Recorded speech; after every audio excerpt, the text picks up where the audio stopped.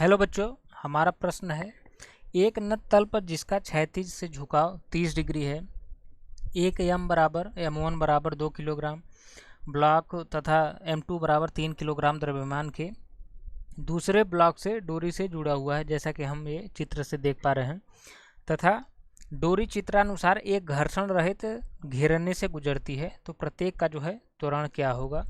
तो चलिए हम बच्चों इसको सॉल्व करते हैं। अगर हम यहाँ से बच्चों देखें, ये हमारी फ्रिक्शन लेस यानी घर्षण रहित जो है हमारी क्या है, घिरनी है। तो इसमें जो टेंशन अगर हम बात करें ये टी, तो ये टी तो दोनों में सेम ही होगा।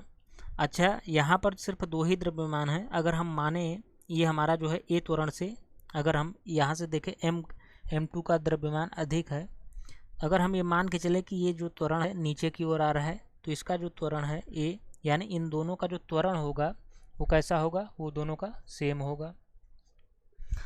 अब सेम होगा तो अगर हम देखें इसके लिए, अगर हम m1 की बात करें, m1 के लिए इसका जो नीचे जो है वेट लगेगा वो किस इधर लगेगा, mg, यानी ये m1g रहेगा। अगर हम इस यानी नत तल से इसके लंबवत जो है, अगर हम ये हमारा कितना हो जाएगा थीटा, तो हमें क्या है कि लंबवत जो है बल वो नहीं लेने होते हैं, क्योंकि ये जो है क्षैतिज में इनका गति रहता है। तो हमारे जो लंबवत वाले बल होते हैं वो क्या होते हैं, वो आपस में बराबर होते हैं।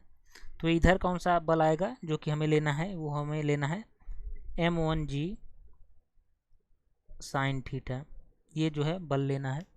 तो अब चलिए यहाँ से हम जो है हमने इतना सॉल्व कर लिया।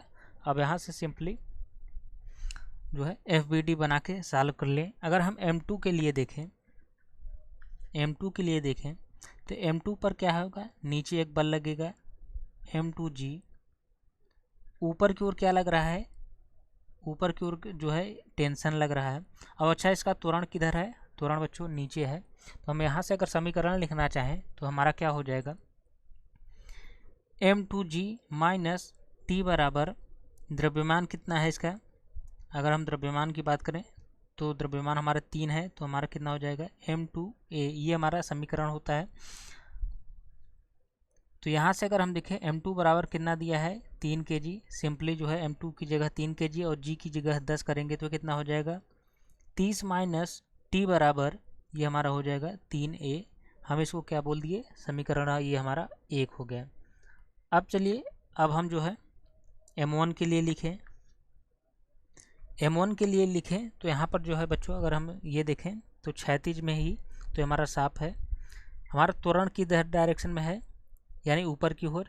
तो ये हमारा जो है टी है, टी के दिशा में जो है हमारा त्वरण है। तो हमारा जो अगर समीकरण लिखेंगे ये कितना हो जाएगा टी माइनस, अब ये इसका जो है वेट क्षैतिज दिशा में कितना कार्य करेगा, वो करेगा m1g साइन 30 बराबर हमारा हो जाएगा m1 इंटू ए, ये हमारा FBD से निकलेगा।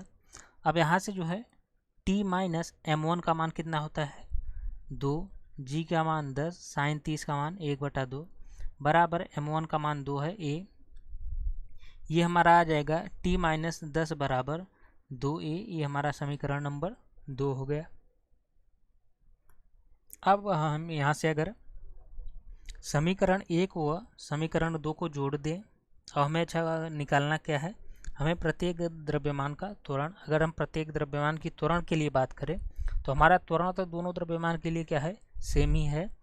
तो यहाँ से जब हम समीकरण 1 और 2 को जोड़ेंगे तो यहाँ से हमें क्या मिलेगा, हमें मिलेगा 20 बराबर 5 है।